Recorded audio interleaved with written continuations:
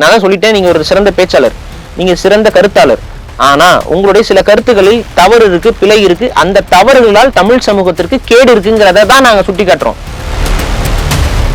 1000 ஆண்டுகளுக்கு முன்னாடி சொன்னவங்க தான் ஐயனார் வழிபாடு. அது சமண மதத்துடைய ஒரு நீட்சி, ஆசிவகத்துடைய கடவுள்கள். இப்ப இந்த ஆசிவக ஐயனார்கள் கோயிலும் கருப்பண்ணசாமி கோயிலும் ஒன்னாவே கலந்து இருக்க கோயில்கள் இருக்கும், நீங்க பாத்துருப்பீங்க. அங்க வந்து கருப்பண்ணசாமிக்கு கெடா வெட்டி பலி கொடுப்பாங்க. அந்த நேரத்துல உயிர்கொள்ளாமையை போதிச்ச ஐயனாரும் அந்த கோயிலே இருப்பாரு. ஆனா இவங்க என்ன பண்ணுவாங்கன்னு பாத்தீங்கன்னா, ஐயனாருக்கு திரை போடுவாங்க. இன்னைக்கு வந்து ஒரு 80% தமிழர்கள் குலதெய்வம் தெரியும். மற்ற 20% தமிழர்கள் குலதெய்வத்தை இழந்திருக்கிறாங்க. அவங்களுக்கு நீங்க குலதெய்வம்னு கேட்டீங்கன்னா அவங்களுக்கு தெரியாது. அது அவங்க சொல்றதுக்கு சங்கடப்பட்டு. இன்னைக்கு தமிழர்கள் சாய்பாபாவை வழிபட்டு கொண்டிருக்கிறார்கள். ஏன் வழிபடுகிறார்கள் அவங்களுக்கு தெரியாது. வியாழக்கிழமை விரதம் இருக்கிறான் பல பேர், ஏன் இருக்கிறான் அவனுக்கு தெரியாது. சிவனை என்ன சொல்றோம், தமிழினத்தின் முன்னோன்னு சொல்றோம். இந்த அடிப்படையில் தான் சொல்றோம். ஆனா சிவனுக்கான நடுகளோ முருகனுக்கான நடுகளோ நமக்கு கிடைக்கல. ஆனா ஐயனாருக்கும் கருப்பண்ணசாமிக்கும் இன்னும் ஆயிரக்கணக்கான பெண் தெய்வங்களுக்கும் இன்னைக்கு வடபழனி முருகன் கோயில் தானே நமக்கு எல்லாம் தெரியும். அப்படித்தானே ஒரு பதாகை வந்து இருந்தது அந்த கோயில்ல எல்லாரும். இன்னைக்கு போய் பாருங்க, அது வடபழனி முருகன் கோயில் கிடையாது, வடபழனி ஆண்டவர் கோயில். முருகனை ஏன் எடுத்தீர்கள்? இப்ப இந்த கேள்வி வருது இல்ல. இது தமிழக அரசு இதெல்லாம் கண்டுக்காம இருக்குது. போகருக்கு பிற்காலத்தில் சிலை வைத்தார்கள் என்று சொன்னால் ஒரு ஏற்றுக்கொள்ள முடியாத இருக்கும். போகரே தனக்கு தானே சிலை வச்சுக்கிட்டாருங்கிற மாதிரியான ஒரு கருத்தை வந்து அவர் பதிவு செய்யறாரு. அது ஏற்கும்படியாக இல்லை. இரண்டாவது என்னன்னா, நீங்க சங்க காலத்திலேயே நீங்க எடுத்துக்கொண்டீர்கள் என்றால் இந்த பழனி மலைக்கு வந்து அப்போது பழனி என்ற பெயர் கிடையாது. அப்போது வந்து பாத்தீங்கன்னா அதுக்கு ஆவினன் குடி என்ற பெயர். தமிழருடைய உண்மையான வழிபாட்டு முறைகள் என்னங்கிறத அவங்களுக்கு எடுத்து சொல்லணும். அதுதான் ஒரு காலத்திற்கு மிக தேவையான ஒரு நடைமுறை. ஆனால் சுகீசிம் அவர்கள் ஒரு காலத்துல அதெல்லாம் செய்து கொண்டிருந்தார். ஆனால் இப்ப திடீர்னு என்ன பண்றாரு, சீனால சாவ்லின் டெம்பிள் அங்க என்ன பண்ணுவாங்கன்னு பாத்தீங்கன்னா, அந்த புத்த பிக்குகள்லாம் ஒரு பெரிய குச்சி ஒன்று வச்சுக்குவாங்க, ரெண்டு பக்கம் வந்து தண்ணீரை வந்து கட்டி கொண்டு மலை ஏறுவார்கள். இதை நீங்க பல சைனீஸ் படங்களை பாப்பீங்க. அதேதான் காவடி ஏறுதல். முருகனுக்கு அழகு குத்துறாங்க. இப்ப அழகு குத்துதல்ங்கிற அந்த மரபு எங்க இருந்து வருது? போருக்கு போறோம், போருக்கு போகும்போது வில்லு வந்து நம்ம மேல படும். அதே போல வந்து வேளால குத்து வாங்க வேண்டியது வரும். உங்களுக்கு வந்து வெட்டுக்காயங்கள் ஏற்படும். இதெல்லாம் இதுக்கெல்லாம் பயந்தோம்னா நமக்கு வந்து ஒரு இது பயத்துல போக மாட்டோம் போருக்கு. பெருமாள் கோயில்ல வேற எந்த பெருமாள் கோயில மொட்டை அடிக்கிறாங்க? திருப்பதியில மட்டும்தான் மொட்டை அடிப்பாங்க. ரெண்டாவது, பெருமாளுடைய அந்த திருப்பதி பெருமாளுடைய உருவத்தை நீங்க பாத்துருப்பீங்க. திருமாலுடைய உருவத்தை பாத்திருப்பீங்க. அந்த உருவம் வந்து பாத்தீங்கன்னா கையை எப்படி வச்சிருக்கும். எதுக்கு இப்படி வச்சிருக்கு அந்த உருவம்?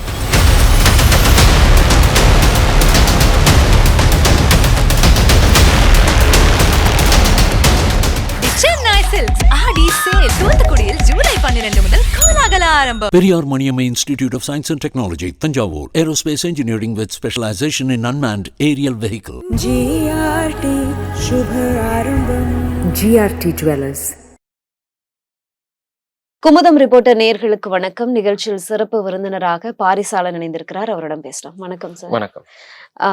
தொடர்ந்து இந்த ஆகம விதிகளுக்கு எதிராக அதுல நடக்கக்கூடிய விஷயங்களை தொடர்ந்து மேடையில பேசக்கூடிய நபர் தான் ஆன்மீக சொற்பொழிவாளர் சுகீசிவம்.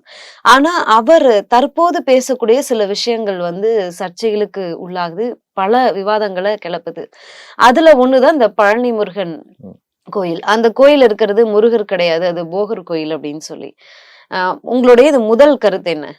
இல்ல, சுகீசிம் அவர்கள் வந்து தமிழ்நாட்டில் இருக்கக்கூடிய ஆன்மீக சொற்பொழிவாளர்கள்ல மிக புகழ்பெற்றவர். பல கருத்துக்களை, நல்ல கருத்துக்கள் சொல்றாரு. அதே போல ஆகம விதிகள்ல இருக்கக்கூடிய குறைபாடுகள், ஆகம விதிகள் எவ்வாறு இந்த மண்ணில் திணிக்கப்பட்டது அப்படிங்கிறது எல்லாத்தையும் அவர் சொல்வதில் நாங்க எந்த கருத்து முரண்பாடுகளும் இல்லை. ஆனா இப்ப சமீப காலகட்டங்களாக அவருடைய ஒரு சில கருத்துக்கள் வந்து ஏற்புடைய கருத்துக்களாக இல்லை, அதை கடந்து தமிழ் சமூகத்திற்கு பெரிய பின்னடைவை ஏற்படுத்தக்கூடிய கருத்துக்களாக இருக்கிறது. எடுத்துக்காட்டுக்கு, இன்னைக்கு தமிழர்கள் நம்மளோட வழிபாட்டு முறைகள்ல பல விடயங்களை வந்து இழந்துகிட்டே தான் வரும். நமக்கு வந்து ஒரு காலகட்டத்தில் சிறப்பான வழிபாட்டு முறையாக இருந்தது. நாம் என்னத்தை வழிபடுறோம், எதை வழிபடுறோம் நமக்கு தெரிஞ்சது. ஆனா இன்னைக்கு வந்து மக்களுடைய வழிபாட்டு முறை என்பதே ஒரு மூட நம்பிக்கை சார்ந்ததாக மாறிக்கிட்டு வருது. சாமி கிட்ட போய் கும்பிட்டோம்னா எல்லாமே நடந்துரும் அப்படிங்கிற ஒரு உளவியலுக்கு வந்துட்டாங்க.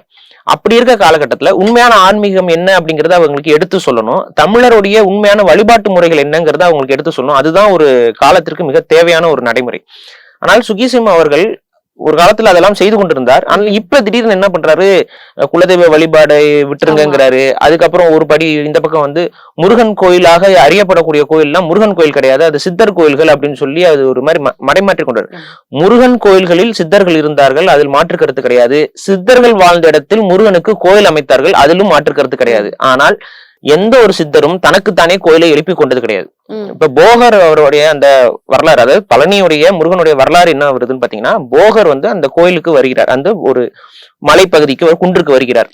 அந்த குன்றுக்கு வரும் பொழுது ஒரு வெள்ளை யானை உருவத்தை பார்த்ததாக அந்த தலபுராணம் வந்து சொல்லுது.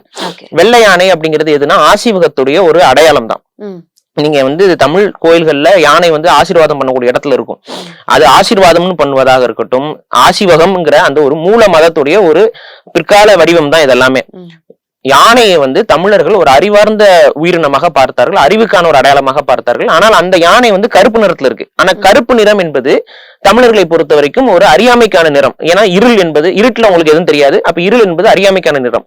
அப்ப இருள் நிறத்தில் இருக்கக்கூடிய யானையை நம்ம அறிவுக்கான அடையாளம்னு எடுத்துக்கிட்டோம்னா அந்த கருப்பு நிறம் அறிவுக்கான நிறம்னு ஆயிரும்ல. அப்ப கருப்பு உடை வந்து தமிழர்கள் வெறுப்பதற்கும், இன்னைக்குமே வந்து தமிழர்கள் வந்து ஒரு நல்ல காரியத்திற்கு வந்து கருப்பு உடை வந்து வாங்க மாட்டாங்க.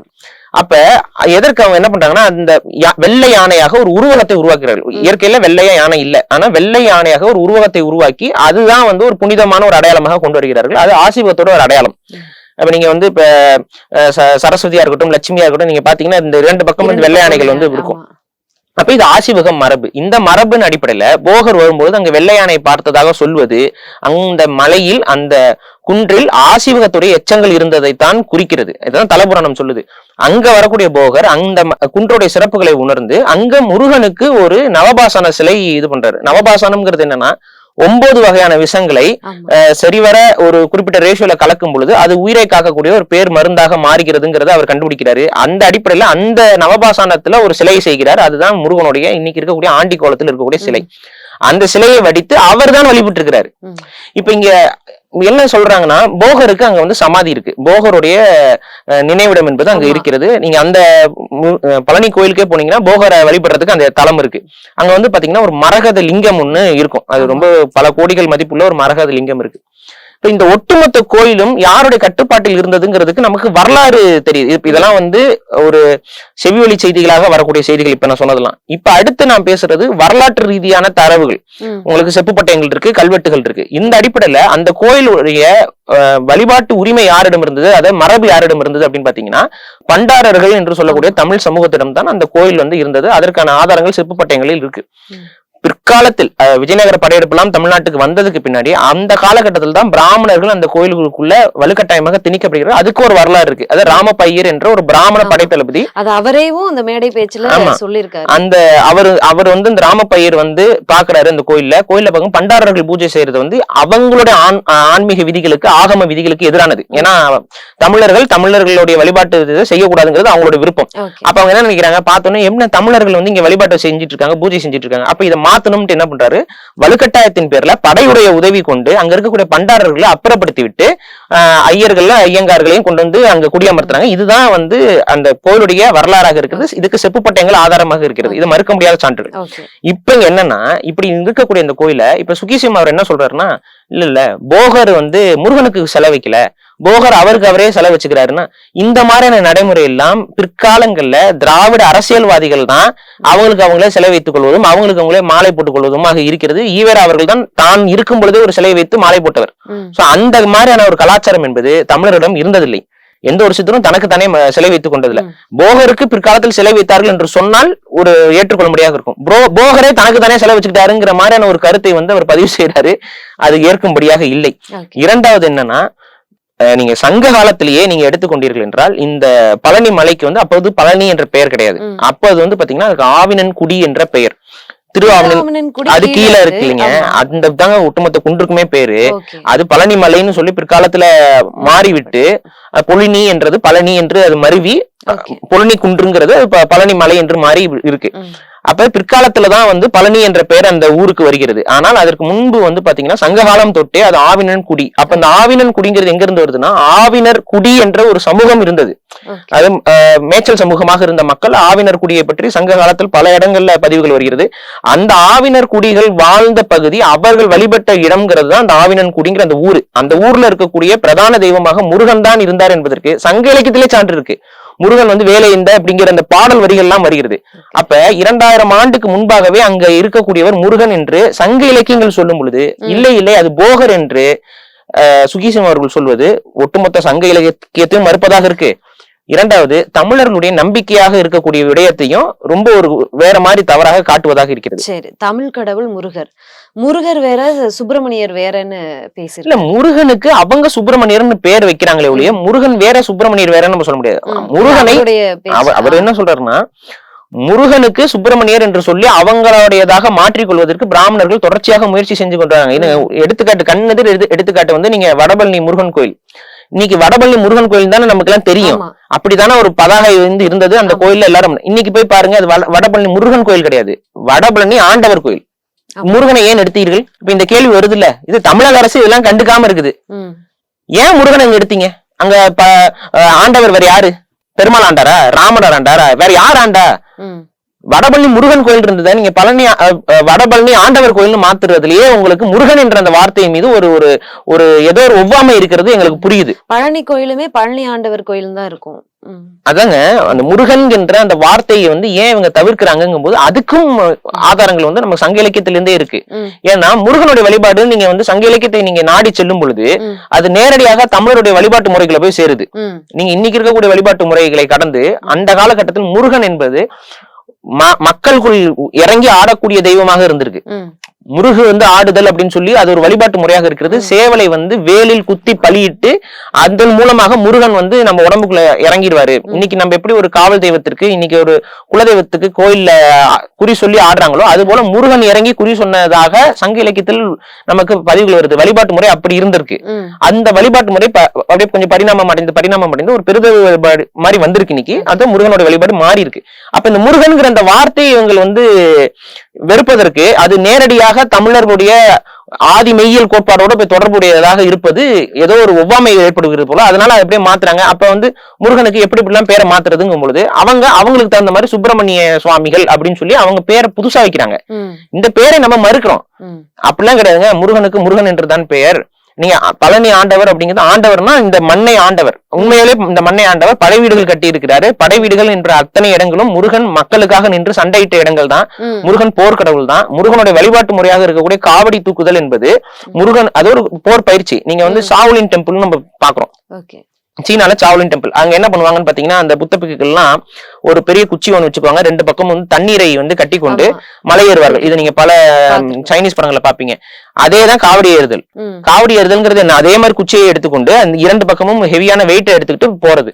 இன்னைக்கு ராணுவ பயிற்சியில வந்து பாத்தீங்கன்னா, ராணுவ வீரர்களுக்கு, இந்திய ராணுவ வீரர்களா இருக்கட்டும், அமெரிக்க ராணுவ வீரர்களா இருக்கட்டும், ஒரு பெரிய முதுகுல ஒரு பையை மாட்டிக்கொண்டு அதுல வந்து வெயிட்டை ஏத்திட்டு ஓட சொல்லுவாங்க.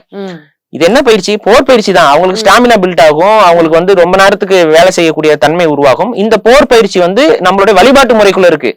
முருகனை பார்க்க போகும்போது பல மலைகள் ஏறி போறோம், குன்றுகள் ஏறி போறோம். குன்று இருக்கும் எல்லாம் குமரன் இருக்கும் இடம்னு சொல்லி எல்லா குன்றுகளுக்கு மேலேயும் முருகனுக்கு ஏதாவது ஒரு வேலுனாச்சும் நட்டு வச்சிருப்பாங்க தமிழ்நாடு முழுக்க. அப்ப எல்லா மக்களும் அந்த குன்றுகள் ஏறவும் இறங்கவும் இருக்கும் பொழுது அது ஒரு விதமான உடல் பயிற்சியாக இருக்கு. நம்மளோட ஆரோக்கியத்திற்கு, மனதுக்கு, எல்லாத்திற்குமே ஒரு இது. அதே போல முருகனுக்கு அழகு குத்துவாங்க. வேற நீங்க சிவனுக்கோ இதுக்குள்ள முருகனுக்கு அழகு குத்துறாங்க. இப்ப அழகு குத்துதல்ங்கிற அந்த மரபு எங்க இருந்து வருது? போருக்கு போறோம். போருக்கு போகும்போது வில்லு வந்து நம்ம மேல படும். அதே போல வந்து வேளால குத்து வாங்க வேண்டியது வரும். உங்களுக்கு வந்து வெட்டுக்காயங்கள் ஏற்படும். இதுக்கெல்லாம் பயந்தோம்னா நமக்கு வந்து ஒரு இது பயத்துல போக மாட்டோம் போருக்கு. அதுக்கு அஞ்சுவோம். அப்ப அந்த அஞ்சாமை போகணுங்கிறதுக்காக சிறு வயதில இருந்தே இந்த அழகு குத்தக்கூடிய கலாச்சாரமும் அதை பார்க்கக்கூடிய கலாச்சாரமும் தமிழ் மக்களுக்கு இருக்கும் பட்சத்துல மக்கள் வந்து ஏதாவது அவங்களுக்கு ஒரு ஆபத்து வரும்போது அவங்க துணிந்து அந்த போர்க்களத்துக்கு செல்வார்கள்ங்கிறது அந்த ஒரு மரபு. அந்த மரபின் அடிப்படையில போருக்கான ஒரு பயிற்சி கடவுளாகவே முருகன் வந்து முழுமையாக தமிழ் சமூகத்தில் இருந்திருக்கிறார். இப்படிப்பட்ட முருகன் கோயில்கள், பல முருகன் கோயில்கள் வந்து இன்னைக்கு வந்து பலரால ஆக்கிரமிக்கப்பட்டு அந்த முருகனுடைய அடையாளம் மறுக்கப்பட்டு இருக்கு. அதுக்கு ஒரு பிரதான எடுத்துக்காட்டு திருப்பதி கோயில். இங்க திருப்பதி கோயில் இருக்கக்கூடியவர் பெருமாள் இல்ல, அவர் முருகன் என்று சுகீசிவம் பேசியிருந்தால் என்றால் நான் தான் முதலில் வந்து அவருக்கு வாழ்த்து தெரிவிச்சிருப்பேன். ஏன்னா அது உண்மை. ஏன்னா நீங்க பாருங்க, எங்க பெருமாள் கோயிலும் மொட்டை அடிக்கிற பழக்கம் கிடையாது. திருப்பதியில மட்டும் மொட்டை அடிப்பாங்க. ஆனா முருகனுடைய வழிபாட்டு முறையில மொட்டை அடித்தல் என்பது, அதுதான் மொட்டை அடிக்கிறது தான் நம்மளோட வழிபாட்டு முறையிலேயே இருக்கும். முருகன் கோயில் எல்லாத்துக்குமே மொட்டை அடிப்பாங்க. ஆனா பெருமாள் கோயில்ல வேற எந்த பெருமாள் கோயில மொட்டை அடிக்கிறாங்க?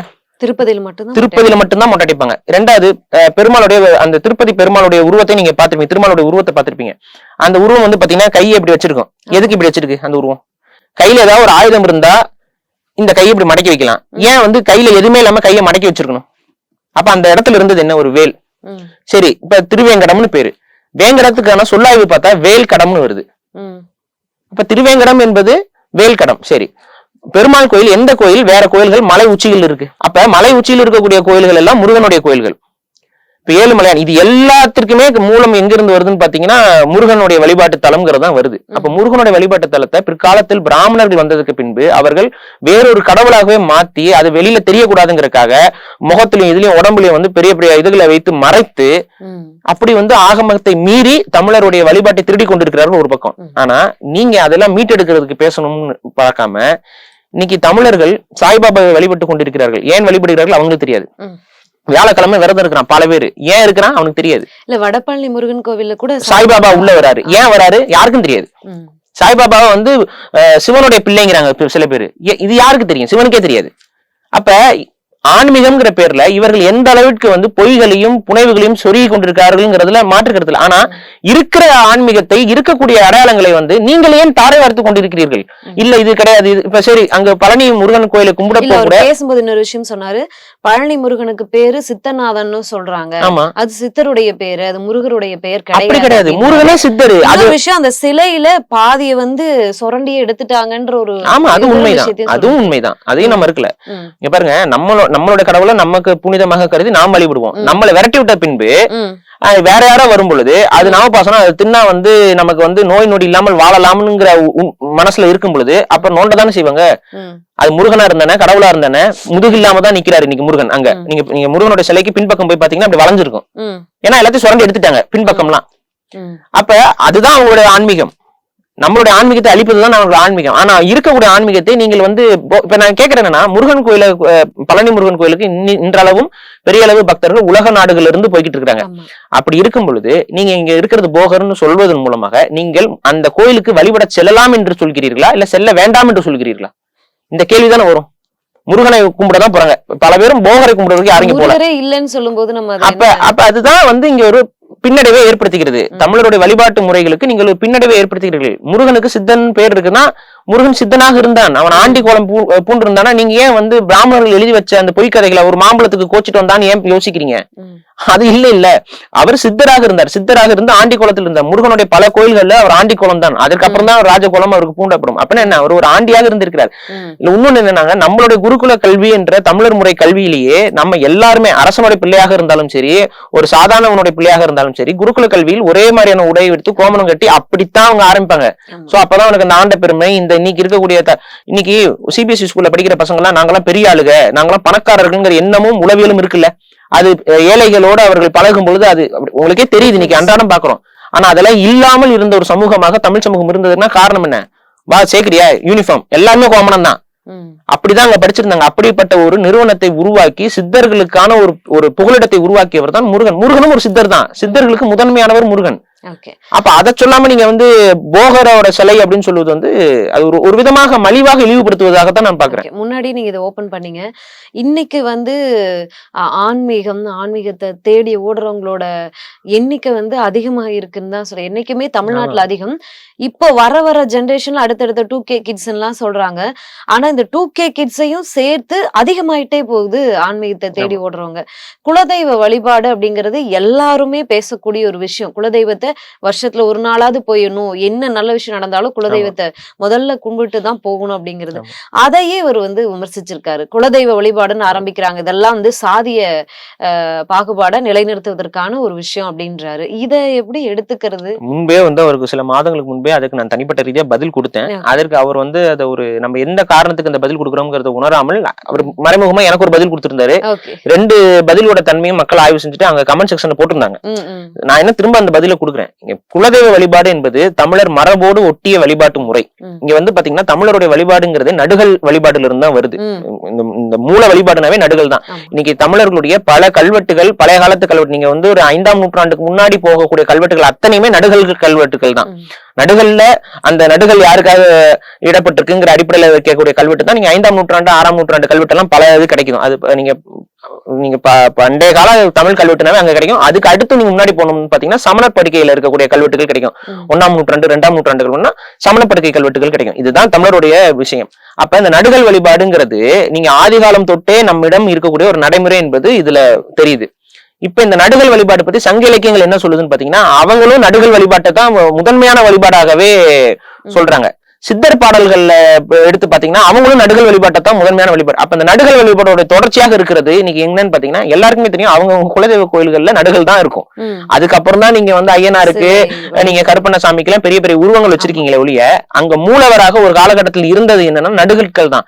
உங்களுக்கு சந்தேகம் என்றால் உங்களுடைய குலதெய்வ கோயிலுக்கு போங்க. கோயில்ல பிரதான மூலவர் இருப்பாரு, அவரெல்லாம் விட்டுட்டு நீங்க சைடுல சுத்தி பாருங்க. எல்லா கோயிலையும் பழைய முன்னாடியே சிறிய ஒரு சின்ன பழைய காலத்துல இருக்கக்கூடிய சிதைந்த கருங்கற்களாலான நடுகற்கள் பலவே கிடக்கும். அப்ப இந்த நடுகள் வழிபாடு தான் தமிழர் மரபு. அந்த நடுகள் வழிபாடு எல்லா குடிகளுக்கும் உண்டு. நம்ம என்ன சொல்றோம், நம்ம முருகனை என்ன சொல்றோம், தமிழினத்தின் முன்னோன் அப்படிங்கிறோம். சிவனை என்ன சொல்றோம், தமிழினத்தின் முன்னோன்னு சொல்றோம். இந்த அடிப்படையில தான் சொல்றோம். ஆனா சிவனுக்கான நடுகளோ முருகனுக்கான நடுகளோ நமக்கு கிடைக்கல. ஆனா ஐயனாருக்கும் கருப்பண்ணசாமிக்கும் இன்னும் ஆயிரக்கணக்கான பெண் தெய்வங்களுக்கும் வந்து உங்களுக்கு நடுகள் கிடைக்குது. அதை யார் பராமரிச்சு வரான்னு பாத்தீங்கன்னா அந்தந்த குடிகளில் பிறந்தவர்கள், அந்தந்த குடிகளுக்கு என்று ஒரு சில நடுகள்கள் இருக்கு. அதன் அடிப்படையில் அவங்க அப்படியே தொடர்ச்சியாக வெவ்வேறு கிராமத்துக்கு குடிபெயர்ந்து போயிருந்தாலும் அந்த அவங்களுடைய மூதாதையர்கள் வாழ்ந்த இடத்துல வந்து அவங்க சாமி கும்பிட்டு போயிட்டு இருக்காங்க. இது எல்லாருக்கும் சொல்ல முடியாது. இன்னைக்கு வந்து ஒரு 80% தமிழர்கள் குலதெய்வம் தெரியும். மற்ற 20% தமிழர்கள் குலதெய்வத்தை இழந்திருக்கிறாங்க. அவங்களுக்கு நீங்க குலதெய்வம்னு கேட்டீங்கன்னா அவங்களுக்கு தெரியாது. அது அவங்க சொல்றதுக்கு சங்கடப்பட்டு முருகன் பாங்க, பெருமாள் பாங்க, இந்த மாதிரி எதையா ஒண்ணு சொல்லுவாங்க. அப்ப குலதெய்வ வழிபாடு அவங்களுடைய வேர் என்ன, அவங்களுடைய உண்மையான ஊர் என்னங்கிறத அடையாளப்படுத்தும். இப்ப இந்த குலதெய்வ வழிபாடு வந்து சாதியை வளர்க்குது அப்படின்னு சொல்லி இவர் சொல்றாரு. அப்பதான் சுகிசிவம் அவர்கள் குலதெய்வத்தை பற்றி புரிதல் இல்லாமல் பேசுறாருங்கிறது எனக்கு புலப்பட்டது. ஏன்னா பல சங்கராச்சாரியரும் இந்த விஷயத்துல இழுத்திருக்காரு. பல சகாப்தங்களை பண்ண சங்கராச்சாரியார் கூட இந்த சாதிய பாகுபாடுக்கு ஒரு காரணமானவர். சங்கராச்சாரியார் அவர்கள் சாதிய பாகுபாடுக்கு காரணமானவர், அதெல்லாம் அது அவங்களுடைய தரப்புல இருந்து யாராவது வந்து இல்லைன்னு சொல்லி மறுத்துட்டு போட்டோம். ஆனா தமிழர்கள் தரப்புல குலதெய்வ வழிபாடுகள், ஐயனார் வந்து ஒரு பிரதான குலதெய்வம். பல சமூகங்களுக்கு ஐயனார் வந்து குலதெய்வமா இருக்கு. அப்ப இந்த ஐயனார் வந்து நீங்க ஒரு சாதிக்கானவரும் நீங்க சொல்ல முடியாது. அதே போல கருப்பண்ணசாமி வந்து பாத்தீங்கன்னா பல சமூகங்களுக்கு கருப்பண்ணசாமி வந்து குலதெய்வமா இருக்கு. அப்ப இந்த மூலங்கள் என்னன்னு முதல்ல புரிஞ்சுக்கணும்.